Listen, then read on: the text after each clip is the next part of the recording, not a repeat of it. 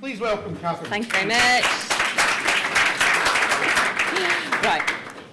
So, good afternoon, everybody. So I've had a great introduction. Thank you very much, Martin. So I work for Hobbycraft. For those of you who haven't had the pleasure of being in our stores or online, we're an arts and crafts retailer. So if you're interested in anything to do with arts, crafts, making and baking, then we are the place to go. It's a fantastic business to work for. And we have a really simple but big ambitious goal for our customers, and that is quite simply to get Britain making. Now clearly there's a commercial goal in that, because the more that people make, the more that they'll come to Hobbycraft, and obviously we'll grow our sales. But genuinely we think it's good for people. And I want to bring this to life a bit more, because if you all think of either something you've made somebody, could be way back when you were at school, for your mum, for your dad. If you think about something somebody's made and given it to you, and think about how amazed you were when they gave it, then that feeling and that emotion that you have is just second to none. And I've brought you a couple of examples, really, because I think my daughter makes loads, and she's 11, and she's called Orla, and she made a cushion at school. Now, we moved down from Yorkshire, which I've always felt a bit bad about bringing her down south, but she had to choose a packaged goods to make, and she made Yorkshire tea. Now, that will stay with me forever. And then the other day, a colleague at Hobbycraft, because they're incredibly talented, a lot of our colleagues in stores, made me that brooch, which is like a rose from a zip, which is fantastic. So I think it's a fact. Anything that gets made gets kept. And that's the whole thing that we are trying to achieve and deliver with Hobbycraft. Now, today, Martin asked me to talk a little bit about customer engagement and some of the work that we're doing at Hobbycraft. And I guess I'm lucky because I start from a really high base. We've got a very, very engaged customer base, upper quartile NPS. We have community groups in our stores every week, knit and natter groups, brownies, guides, artists, and we have fantastic social media activity and blog. You know, customers want to share their makes just like I've shared with you. They're very, very happy to share them and have them shared with other customers.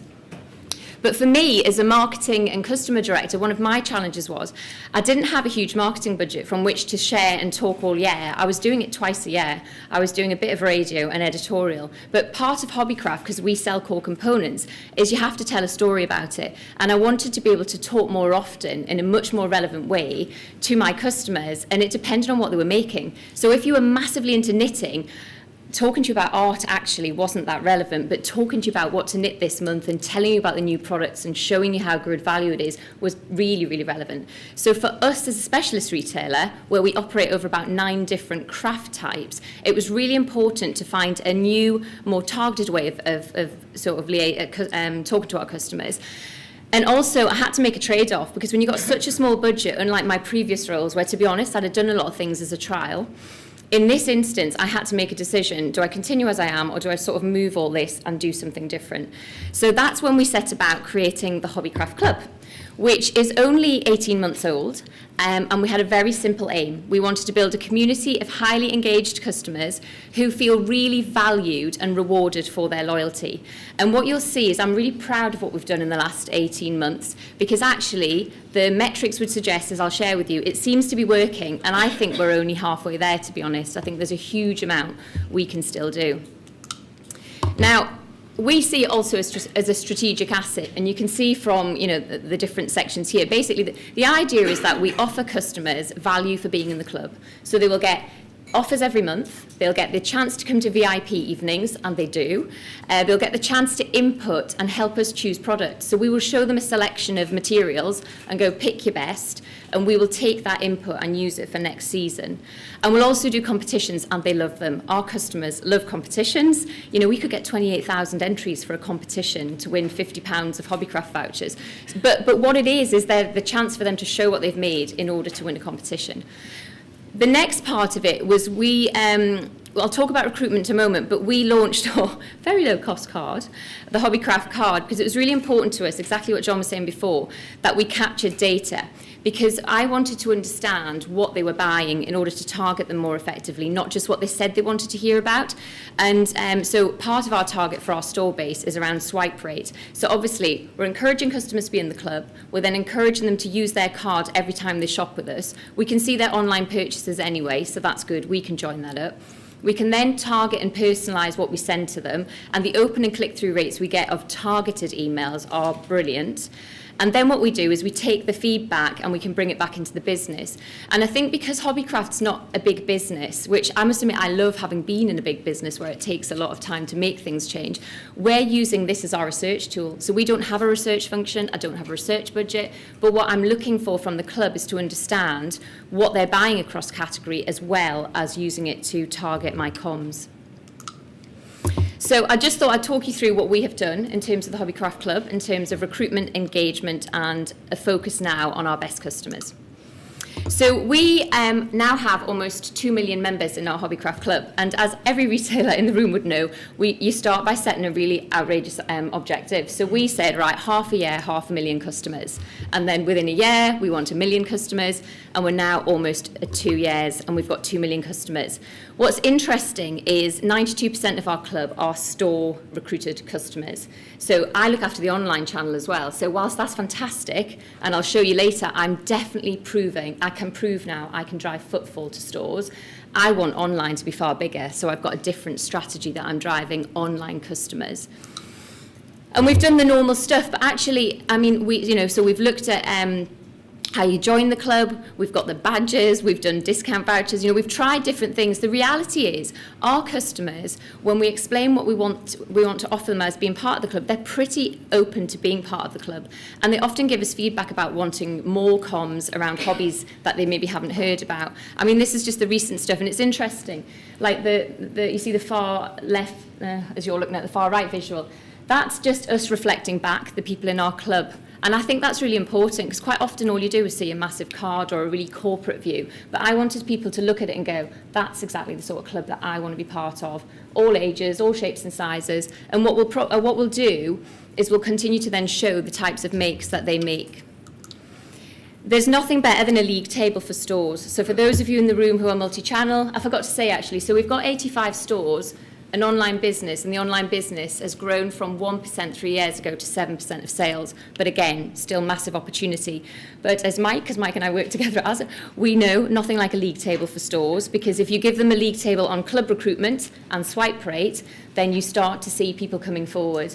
And what's fascinating is not every store can be the best on sales, but they can be the best on recruitment, or they can be the best on swipe rate. And you'll start to see some of the metrics coming through. And we nicked the idea of the £3,000 short break from Fatface, who we saw the camper van one that they did socially. And we thought, oh, we'll try it. And do you know, it was interesting. It really worked for us. But the winner, can you believe it, said, I'd rather have had Hobbycraft vouchers. And we were just like, we do that all the time.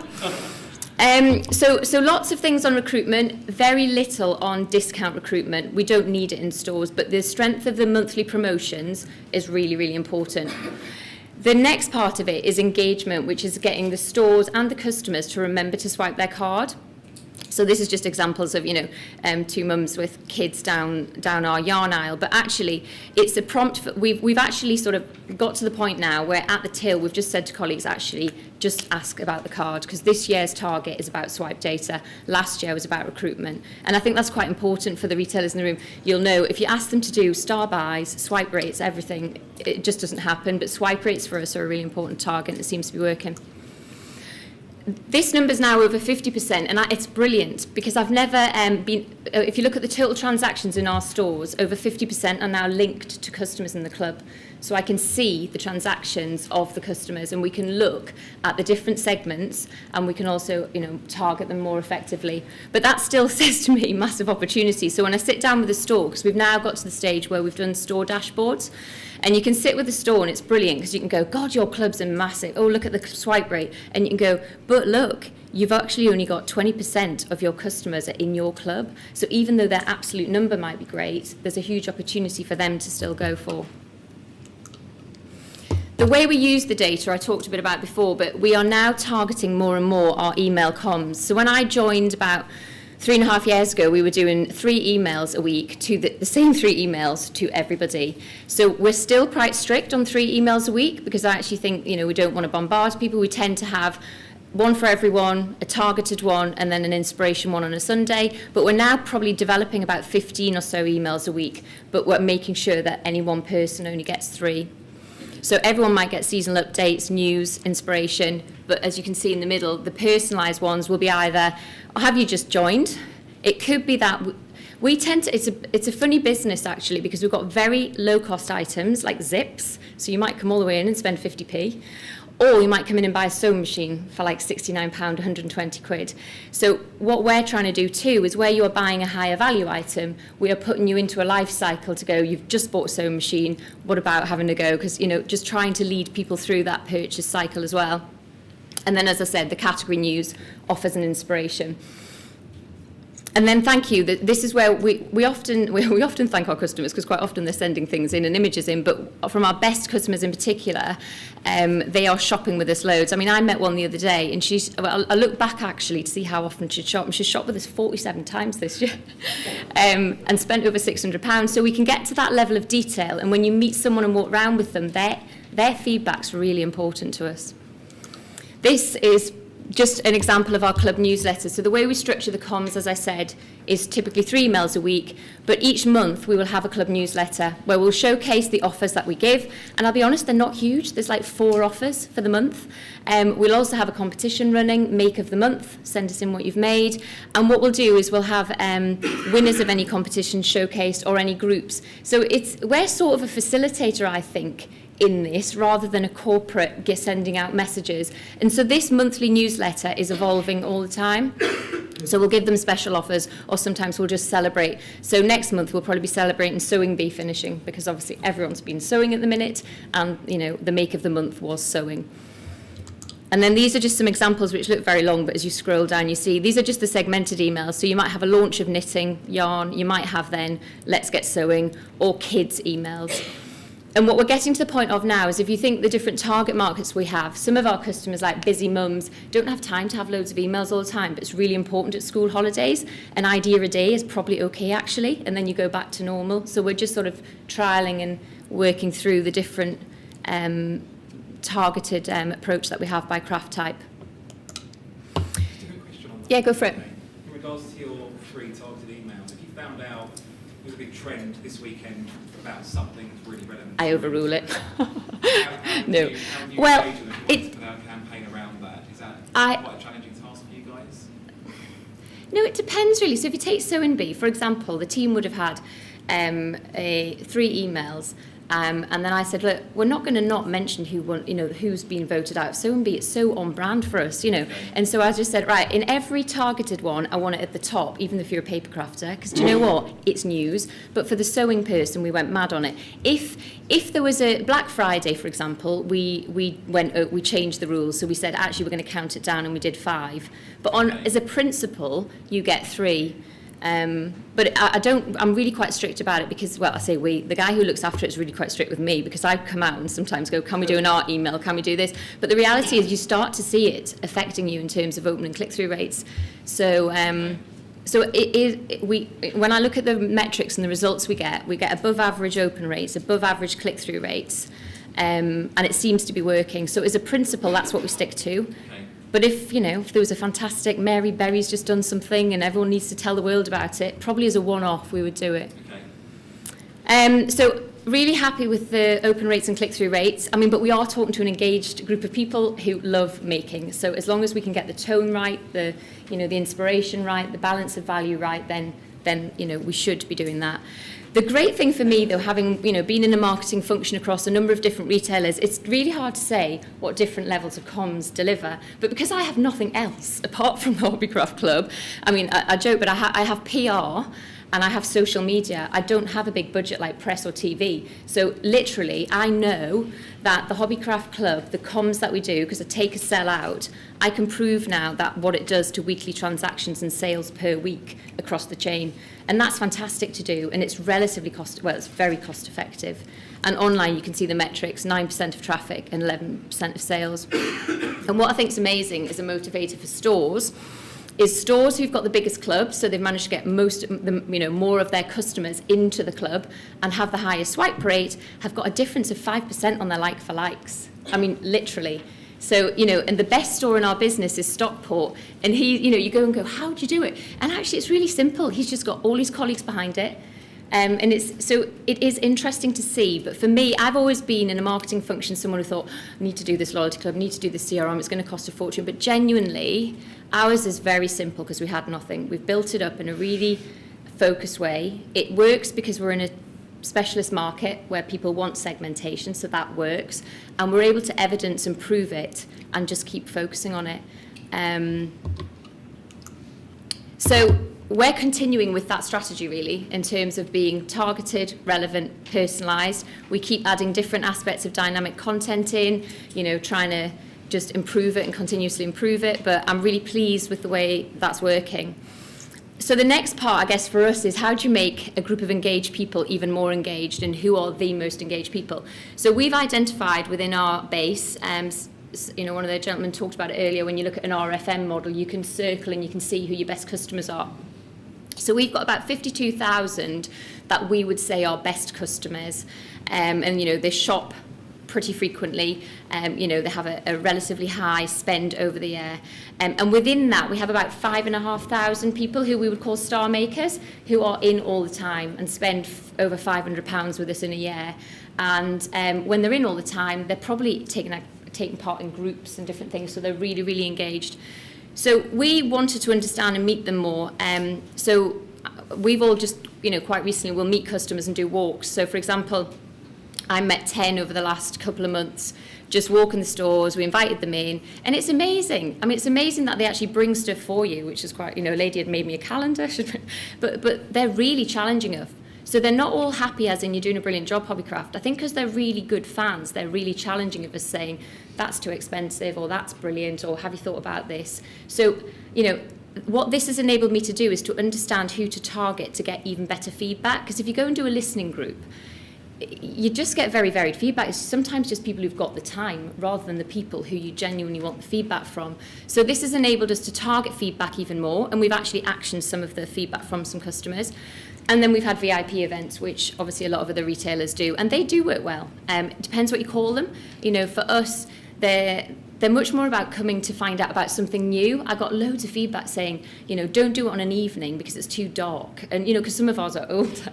And then also, I'm not as interested in the money off, although I like it. I'm interested in seeing something new. I'm not going to come out to Hobbycraft just to see the same old stuff. So, they give us really clear clues of what to do for a VIP evening. So we've got one next week actually, and fingers crossed. So, but we've actually got a booking in system to try and at least understand how many people are going to come. So already we've got about 1,000 people signed up for the different ones, which is good. Do you use this at all to try and grow your market, to get new customers in, and referrals and share a friend? You've got sharing their makes, but I just wondered, is that sharing within your community or outside as well? It's a really good question actually, because we're starting to do that. So if you think, my phase was almost set it up, get everybody who's currently shopping in, and then grow new. So from an online basis, a lot of them are new anyway. From a social and all of our blog activity, then we're always encouraging people to join the club. So we're always actively doing that, and we are doing, in our e-com world, we're doing retargeting, so we're encouraging through product. But I'm particularly interested in the sort of member schemes, definitely, because I know we should, but when I've looked at it, if I'm honest, one of the ones looked quite expensive, and I've been quite focused getting to where we are, but that's a definite thing I want to do. Because we have such engaged people that, to be honest, it would be an obvious thing. I have also joined up with some contra things, like someone was saying before. So Etsy, people who are making already. So I've done some stuff with Etsy. We've given, free listing fees on Etsy, and Etsy have given discount for Hobbycraft if you join the club. So we've done that sort of thing with Mumsnet, Net Mums and things. So we have done a bit. But yeah, it is. I've got to say, I've sort of, I now need to focus on that. I think if we can find the right thing, it'll work really well for us as well. And then it's just an example. So next week we've got a Christmas launch, but again, we've got Christmas, can you believe it? Christmas card launch. That's the other bizarre thing. It's a different conversation. Our customers start making really early, some of them. Not normal, not everybody, but really hardened people will start. I mean, they'll start making their Christmas cards and they'll be coming in to buy it next week, which is quite wild. And also, quite often, our club members will be the ones leading the demos, doing the knit and natter groups, meeting all the other customers, and quite often they'll help out customers who are looking for other things, even if a colleague's not around or something, which is good as well. Question on communities. Yeah. I know you've got your social and things like that. I'm sure is very busy. Do you have a community-based element to your website that current members can talk, share, discuss within your own Hobbycraft website, instead of kind of leaving that to go to Facebook or another blog you might have? We're planning to do that. It's a really good idea, because we've got a blog which we set up, which is, again, doing really well, about 2.6 million visitors to it. Yeah. And so what we're doing now is we've sort of set them up, and we need them to talk to each other more. And also on the website at the moment, if you go to the club page, it's how do you sign up? Whereas what the club page should be is, are you in the club? Meet your local club. Here's what your club are doing this week. So I think there's a definite phase for us in the next bit to almost bring it all together. So no, I completely agree, because we've got, what's happening at your store on the store pages on the website. So for me, this now it's set up and is I guess working, we now need to bring it together in a much stronger way. And I guess the final summary from me would be, I've got to say, for Hobbycraft at this stage in our life cycle, this has been fantastic, because we're quite a seasonal business. We used to talk to them in Easter and then Christmas and not really say much in between. It's given us a real vehicle to talk about new news, value, celebrate making throughout the year, and it's a good basis from which to build our business. The next part, as some of the suggestions have said, is how do you get even more people into it? How do you bring it all together? And that for me which is why I think we're probably still, even with what I think are great results, I think it's still probably a 5 out of 10, because I actually think we've still got absolutely loads to go for. So anybody here who's into arts and crafts, then obviously I would welcome it if you wanted to join up and give us any feedback. And that's it. Thank you very much.